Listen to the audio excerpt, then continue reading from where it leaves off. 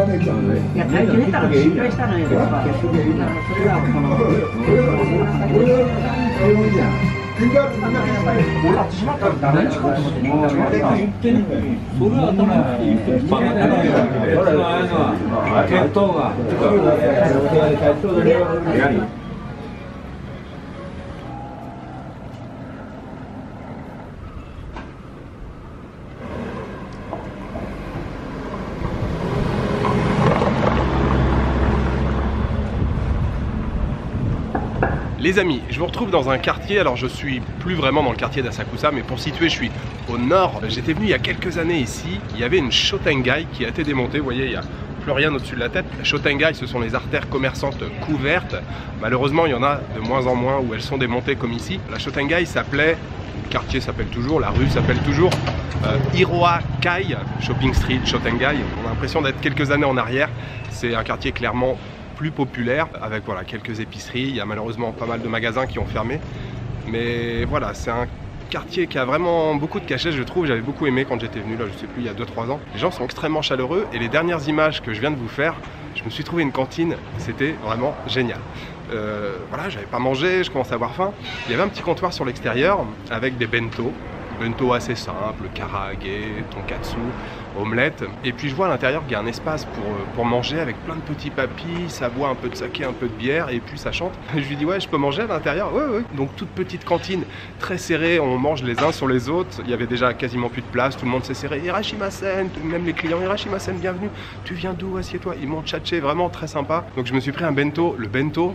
J'ai pris karaage, donc vous savez du poulet frit avec du riz et puis 2-3 petits légumes marinés. Ça m'a coûté seulement 350 yens. Donc c'est vraiment une misère, hein, ça coûte rien du tout. Et l'ambiance était géniale. Le petit papy à côté de moi, il m'a tchatché, tu viens d'où? Tu fais quoi? T'aimes bien Tokyo? Je dis ouais, j'aime bien et tout. Je viens de passer un moment vraiment très cool là dans cette petite cantine de quartier avec voilà, que des papis, quelques mamies aussi à l'intérieur. Je vais poursuivre la balade là dans ce quartier. Et puis bon, je vous l'ai dit, aujourd'hui c'est en mode freestyle. Donc je ne sais toujours pas ce que je fais après.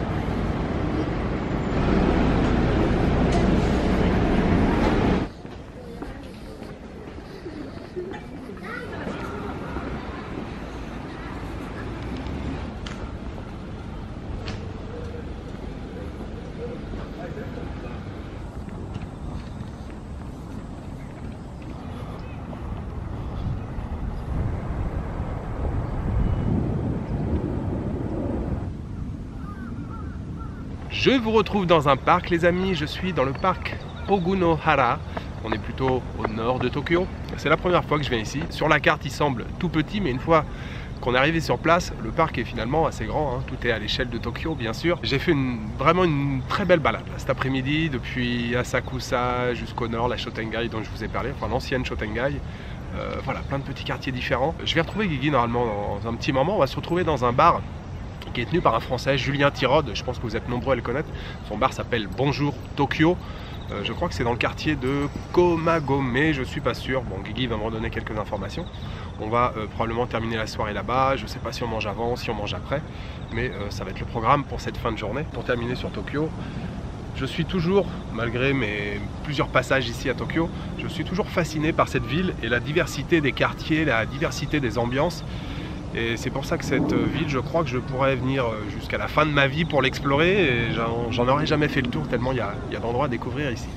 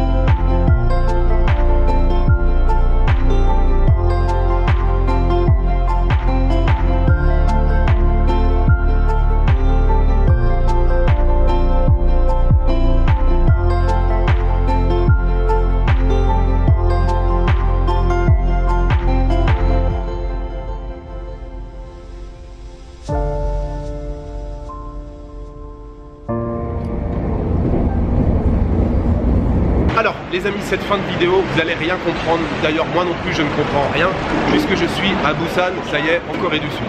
Alors le dernier plan que vous avez vu, vous me voyez me diriger dans un bar, j'en suis sorti que ce matin on a traîné très tard. Alors les raisons de ce gros bordel là de vidéos, de transition, d'ailleurs je comprends rien puisque j'ai le cerveau en compote, je n'ai pas dormi. Voilà, c'est clairement qu'on a picolé comme des trous, hein. Moi j'étais vraiment très bien, très haut.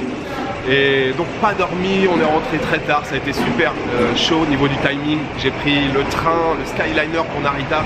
En fait je suis arrivé, vous savez l'enregistrement c'est 60 minutes avant le décollage. Il fallait que j'y sois au moins à 9h50, je décollais à 10h50. Je suis arrivé, il était 10h15, il n'y avait plus personne au comptoir. La nana qui était vraiment, elle était vraiment mignonne, grand mignonne. Elle était physiquement mignonne, mais je veux dire elle était très gentille. Et elle me dit... Non, je regardais si c'était mon bus, c'est pas mon bus. Et elle me dit, je vais appeler, je suis pas sûr que ça soit possible, c'est trop tard et tout. Finalement, elle prend le téléphone, elle appelle, elle me dit, ouais, si, ça va être gérable, t'inquiète, c'est possible et tout. Bref, elle fait le checking, elle me dit, je vais t'accompagner pour passer les contrôles, tout ça, pour te guider, pour que ça aille plus vite. Donc on passe les contrôles de sécurité, et là, catastrophe, les batteries de mon drone qui ont posé problème. Là, ils ont bugué sur les batteries, ça a été un gros souci, ils ont passé plein de coups de téléphone. Ça durait je sais pas combien de temps, le temps il passait, il était 10h30, c'était l'embarquement, les passagers étaient en train d'embarquer. Là on est revenu au guichet d'enregistrement, la nana qui était très gentille, elle me regarde, elle me dit ouais bah là du coup c'est peut-être un peu compromis, ça va être chaud, il faut qu'ils vérifient quelque chose sur les batteries. C'était n'importe quoi, donc j'étais en train d'attendre. Ils ont fini par aller chercher un carton, il fallait que je mette le drone séparé dans un carton. J'ai gardé les batteries avec moi, j'ai repassé les contrôles de sécurité, et là on a tracé, on s'est mis à courir. Elle me dit ouais tu peux courir, je dis ouais on va courir. On a tracé comme des malades, ils se parlaient au talkie-walkie, ouais on arrive et tout. Et voilà, j'ai été le dernier à monter dans le bus, ça a été la course, mais vraiment la course. Je suis monté dans l'avion, j'ai poussé un grand ouf de soulagement. Je suis dans un état de fatigue très avancé. Voilà la raison pour laquelle vous comprenez rien à cette vidéo. D'ailleurs moi non plus je ne comprends rien. Je suis de nouveau en Corée du Sud. Alors malheureusement j'ai pas filmé Guigui pour qu'il puisse vous dire au revoir, mais il me l'a dit, Guigui vous dire au revoir. Et moi je le remercie pour cette semaine qu'on a passée ensemble. C'était vraiment génial, c'est quelques jours à Tokyo et c'est quelques jours dans la préfecture de Miyagi. Merci beaucoup Guigui, ça m'a fait extrêmement plaisir de partager ces moments avec toi. Alors ça va être n'importe quoi puisque moi c'est déjà une nouvelle journée. Alors je vais quand même vous souhaiter une bonne soirée, une bonne nuit ou une bonne après-midi. Je vous donne rendez-vous, alors pas vraiment demain, si demain pour vous, mais en fait pour moi ça sera tout à l'heure. Je vais commencer ma nouvelle journée quand je serai dans le centre de Busan. Pour l'instant j'attends mon bus et je vous donne rendez-vous demain ou tout à l'heure pour une nouvelle journée en Corée du Sud à Busan. Ciao, good night.